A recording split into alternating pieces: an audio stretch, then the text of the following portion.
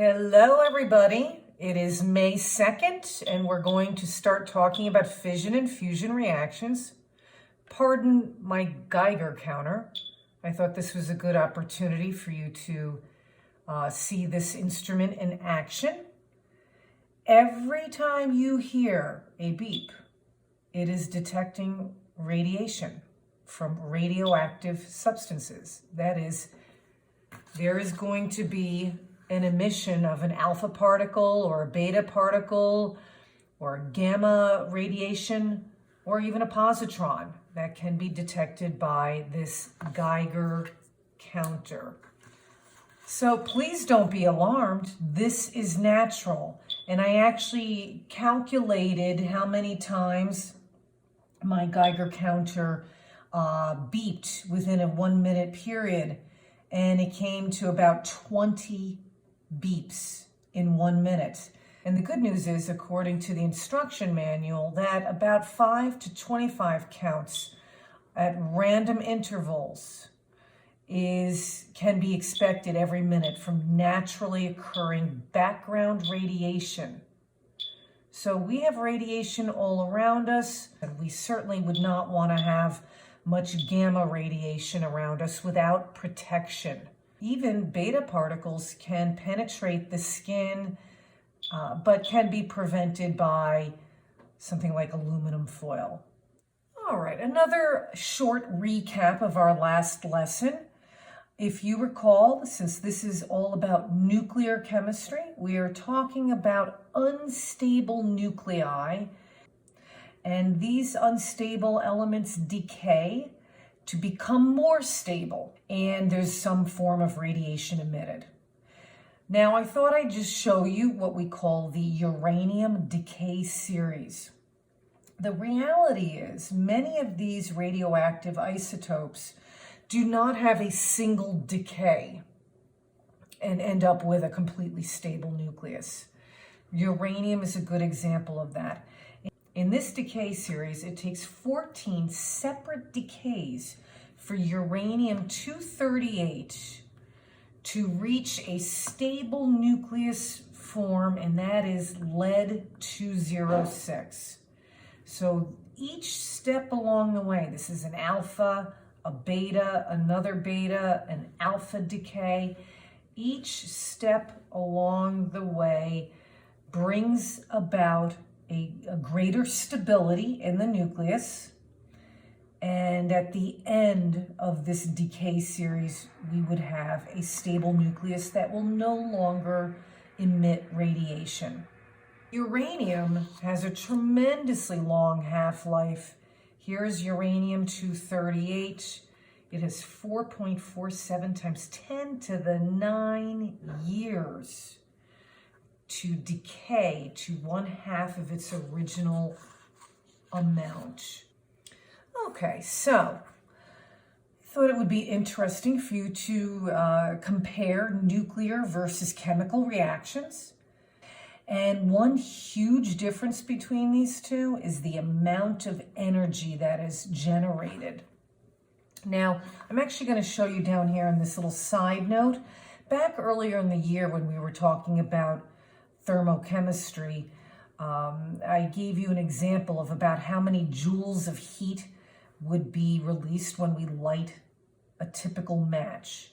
And to give you that perspective again, it's about 1,100 joules of heat per match. Well, let's look at this chemical reaction where I have 1 gram of methane and I burn that 1 gram of methane. About 55,000 joules of heat are released in that chemical reaction.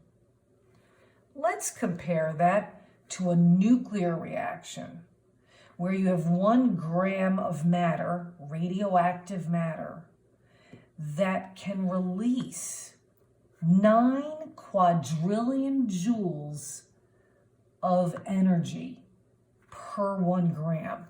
So because of that amount of energy that is released, scientists have pursued the use of fission reactions to generate electricity, because a very small amount of fissionable material, radioactive material, can be used to generate an incredible amount of energy. And we can undergo several energy transformations to create electricity for our homes.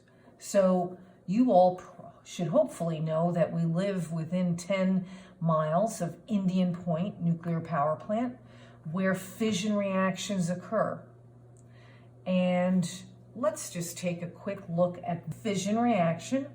This is where we have the splitting of heavy nuclei into lighter nuclei. And when that splitting occurs, a tremendous amount of energy is released. So visually, you could be expected to understand this illustration. What has to happen is a neutron needs to bombard the nucleus of a uranium atom. This is the most common fissionable material used in nuclear power plants worldwide. It's uranium-235. When you have high-speed neutrons bombarding that atom splits into lighter nuclei, in this case krypton and barium. A tremendous amount of energy is released, and 3 neutrons are generated from that reaction. Another way to see that fission reaction is we have 1 neutron reacting with 1 atom of uranium to yield krypton, barium, and 3 neutrons and a tremendous amount of energy.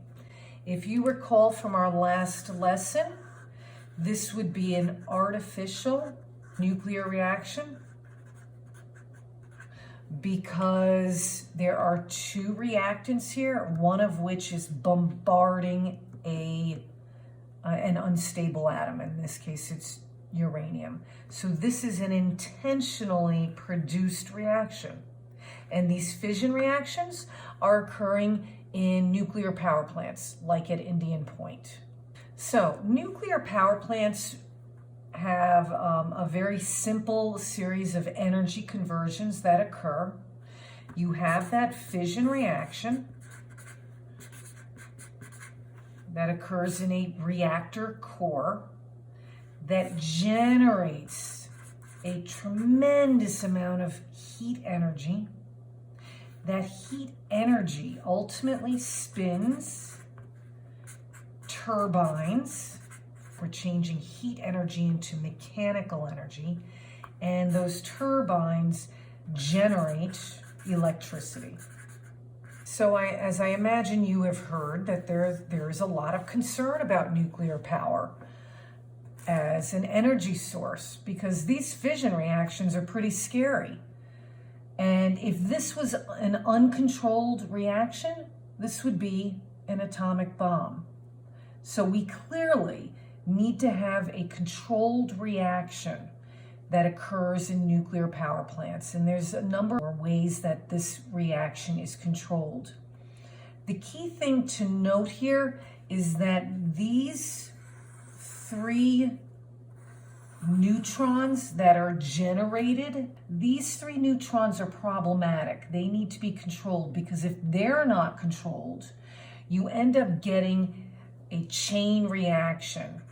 So here is how we can control nuclear fission reactions in nuclear power plants. Okay, there are 3 main ways. Number 1, there are control rods. Control rods absorb excess neutrons.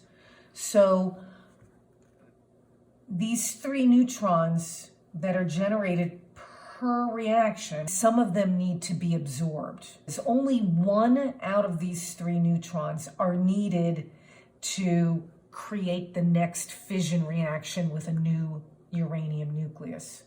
So the goal is to very carefully absorb 2/3 of the neutrons that are generated, and those are control rods. The next way is through the use of moderators.